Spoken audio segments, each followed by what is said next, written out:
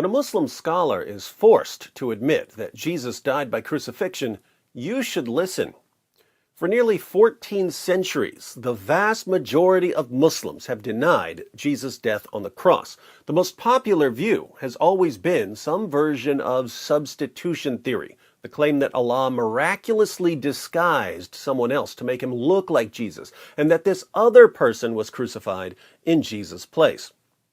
There are three main problems with the standard Islamic narrative. One, scholars, actual historians, regard Jesus' death by crucifixion as an indisputable fact of history. Two, the Quran affirms the inspiration, preservation, and authority of the Christian scriptures, and the Christian scriptures are quite clear that Jesus died by crucifixion.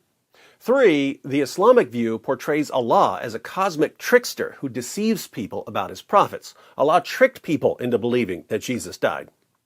Fortunately, there have always been a minority of Muslims who aren't scared to point out the holes in the standard Islamic narrative. Take Sheikh Imran Hussein. In a lecture about the Quran and the Messiah, Sheikh Imran eventually discusses the crucifixion of Jesus. He begins by saying that Jesus only appeared to die, which sounds like the standard Islamic narrative. When they saw him die on the cross, they were convinced he could not have been the Messiah. What they did not know was that Allah made it appear to them that he was crucified. But then he clarifies what it really means to be crucified and what it really means to die. First, crucifixion. What's the definition of crucifixion? It is that you should die by hanging on the cross. So crucifixion isn't simply nailing someone to a cross, it's the person dying by nailing him to a cross. But what does it mean to die? What is the definition of death? The definition of death is that Allah should send the angel to take the soul and not return it. Is there anyone who differs with me? To die, to really die, is to have your soul taken away and not returned. This is important for what he's about to say, so he repeats it. The definition of death is that Allah should take the soul and not return it. Can Allah take the soul and return it? Tell the schoolboy, go back and study the Quran. So, what does the Quran mean in Surah 4, verse 157, when it says that Allah made it appear as if Jesus died? Get ready for an epic rant. So then what did Allah do to make it appear that he died? Let me warn you. And my language is sometimes very harsh because that's the only language some people can understand. Some people can only understand harsh language. Got it, Sheikh. Thanks for the cosign on the unstoppable fire hose of sarcasm and mockery that is D. Wood.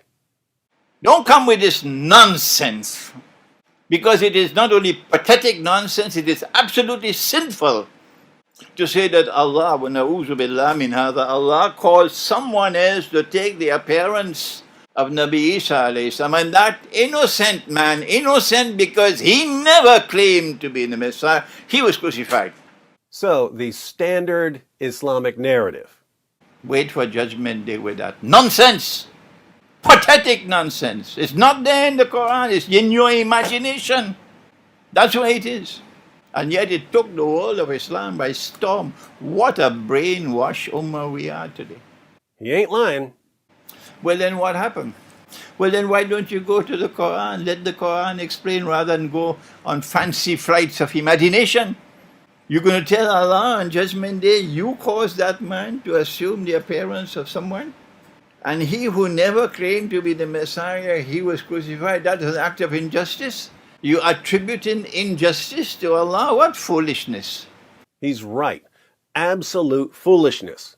But it's what Muslims tell me every single day. Allah took his soul. They thought he was dead. They took out the body. They put the body in the cave. They sealed the cave.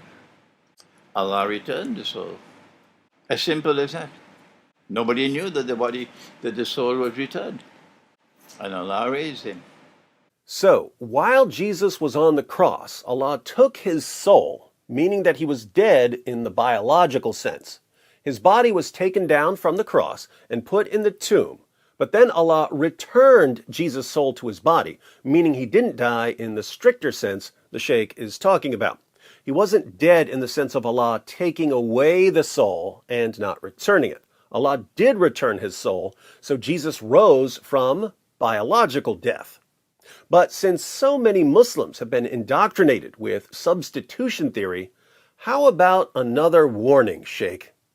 But let me warn you one more time. If you stick with this theory of substitution, you are going to be in a pathetic state on Judgment Day. Let me warn you one more time. This is a simple explanation from the Quran. And so, he did not die. Jesus didn't die in the sense that Sheikh Imran is talking about. He died in the normal sense of the word died. He was crucified in the normal sense of the word crucified. But given more specific meanings of these terms, Jesus wasn't killed and wasn't crucified. Now, it may sound as if Sheikh Imran is just playing word games here, but think about the point he's making, because he may be right about what the Quran is claiming. The Quran says nothing about Allah disguising someone else and making him look like Jesus. The Quran simply says they didn't kill him and didn't crucify him. In context, people are bragging, "We killed the Messiah, we crucified the Messiah, we got him, he's finished." And Allah's response is, "No, you didn't, and no, he isn't." Could Allah just be saying, "Look, you think that by beating Jesus and crucifying him and stabbing him through the heart with a spear and burying him, that you've killed him, but you're wrong, because I can just raise him from the dead"? Couldn't Allah simply be telling people that the enemies of Jesus didn't accomplish what they were trying to accomplish?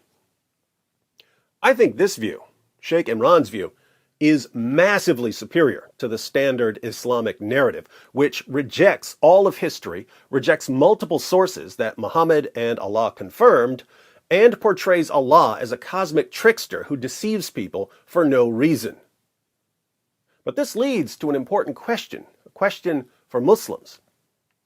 My Muslim friends, if you've been wrong about Jesus' death and resurrection for nearly 14 centuries, what else are you wrong about?